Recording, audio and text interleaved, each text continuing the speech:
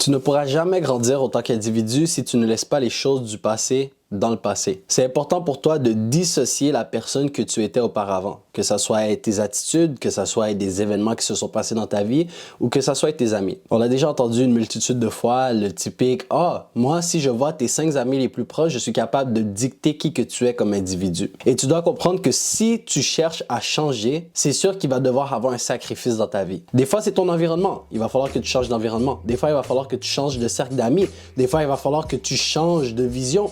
Il y a beaucoup de trucs que tu dois changer afin de voir un changement. C'est juste logique, c'est la loi de la nature. Et donc, dans cette vidéo d'aujourd'hui, je veux te partager des éléments qui sont quand même importants et d'ici la fin de la vidéo, je pense que tu vas comprendre le point de vue qui va te permettre d'évoluer autant qu'être humain. Donc, il y a beaucoup de personnes qui tentent de faire un changement sans se dissocier du passé. Il y a beaucoup de personnes qui sont dictées, leur personne d'aujourd'hui est dictée par leurs actions du passé. L'exemple super simple, c'est tu dis que tu es quelqu'un de jaloux, donc tu vas agir en conséquence de ce dicton, ok? Mais qu'est-ce qui se passe, c'est que tu détermines un trait de caractéristique du passé pour tes actions du présent. Parce que n'importe qui peut changer. Moi, j'étais quelqu'un de super sensible, par exemple. J'étais jaloux possessif. J'étais incapable de passer du temps sans ma meuf. Je la collais en tout temps. Puis aujourd'hui, moi, je suis quelqu'un de relax. Je trouve que je suis indépendant. Puis regarde, si ma meuf veut aller faire qu'est-ce qu'elle veut aller faire, elle fera qu'est-ce qu'elle a à faire. Et si j'apprends qu'elle fait quelque chose dans mon dos dont je ne suis pas d'accord, je vais la laisser partir. Je vais pas commencer à pleurer.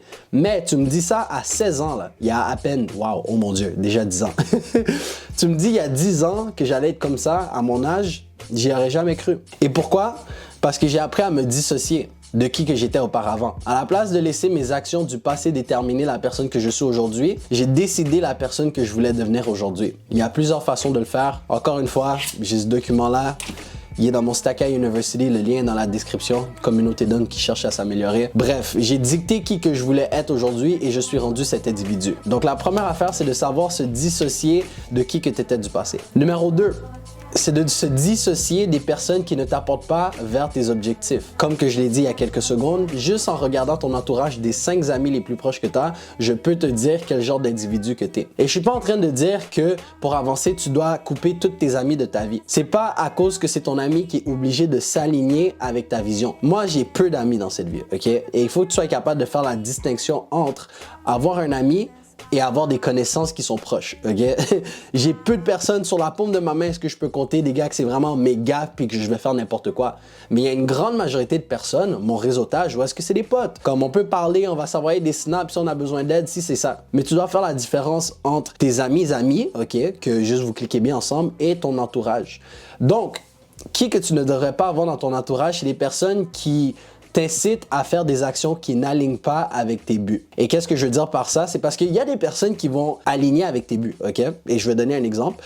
Mais il y a des personnes qui vont aligner avec tes buts et au final, c'est même pas la direction que tu vas aller. Donc, les gars, vous savez, vous savez pas, je vous le dis, je joue au foot. Je joue au foot américain, ok? Et j'ai beaucoup de cliques d'amis. Et il y a une clique d'amis où est-ce que c'est des mecs qui jouent au foot universitaire, encore de haut niveau, que ça soit pro ou que ça soit universitaire. Et lorsqu'on sort en soirée, parce que souvent les moments où est-ce que je les vois, c'est parce que quand on fait des fêtes à des chalets ou à des clubs et compagnie, c'est les mêmes gars que, ok, ils vont boire, I get it, c'est correct. Moi aussi, de temps en temps, je bois. Mais c'est des personnes qui vont faire de la drogue. Et je suis pas en train de dire que aucun athlète fait de la drogue. Tu serais saisi combien d'athlètes font de la drogue. Mais on a les mêmes buts. On essaie d'exceller dans le même sport. Mais ça reste que eux, ça sort pratiquement à tous les 2-3 semaines. Ça fait la fête, ça s'amuse la fin de semaine et ça fait des drogues dures. Mais pourtant, on atteint les mêmes objectifs et il y a des personnes qui atteignent des objectifs beaucoup plus hauts que les miens. Mais c'est pas parce qu'on a les mêmes objectifs que je suis obligé de m'associer à ce genre de personnes-là. Je m'associe avec eux parce que je m'entends bien. Il y a des gars là-dedans que c'est littéralement mes frères. Puis ça, c'est une erreur que beaucoup de personnes font.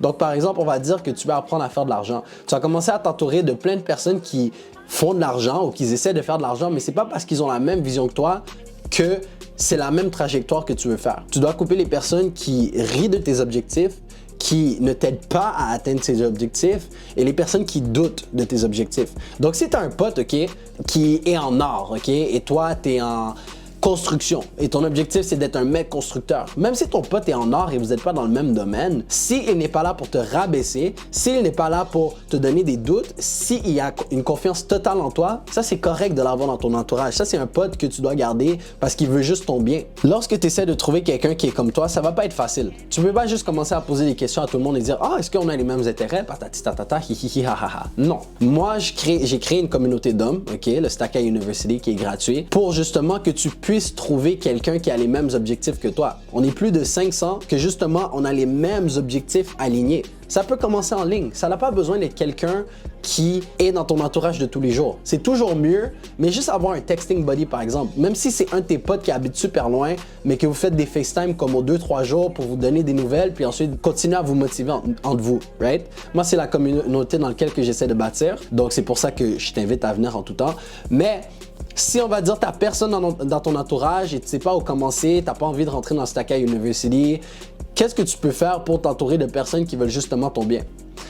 La beauté de notre société, c'est que on a YouTube, on a les réseaux sociaux. Regarde les personnes qui t'inspirent.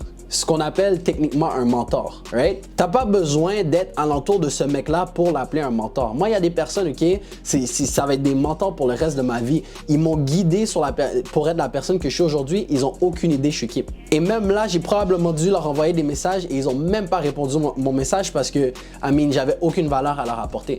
Mais je suis prêt à dire que X individu, c'est mon mentor. Donc, si tu ne sais pas de qui t'entourer, tu dois comprendre que tu n'as pas nécessairement besoin de t'entourer de personnes pour exceller tes objectifs. Tu dois juste savoir qui écouter, savoir qui peut te guider. Parce qu'un entourage, la seule différence entre un entourage et un mentor, on va dire, c'est que le mentor va te donner toutes les informations que tu as besoin de faire, mais tu as besoin de la discipline pour te rendre là. Tandis qu'un entourage, c'est juste une façon de te garder accountable. Le terme français, je ne le sais pas, ok, mais c'est te garder constant, j'imagine, ça doit être ça.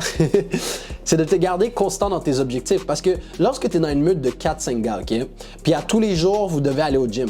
Si toi, tu es le seul parmi les 5 gars, les 4 gars, parce que inclus-toi, si c'est toi le seul parmi le groupe d'hommes qui n'y va pas, tu vas te sentir mal. Et c'est ça qui nous motive parce que tu dis, mais j'ai pas envie d'être le Timothée du groupe, j'ai pas envie d'être la mentalité faible, je veux être le Stacka du groupe, je veux être le leader. Donc tu continues à te pousser parce que non seulement tu veux pas que les autres te voient comme inférieur à eux, mais tu essaies de te prouver aux autres que tu es mieux que qui que tu es. Et c'est pour ça que c'est toujours bien d'avoir un entourage parce que le bon entourage va te pousser à exceller dans la vie.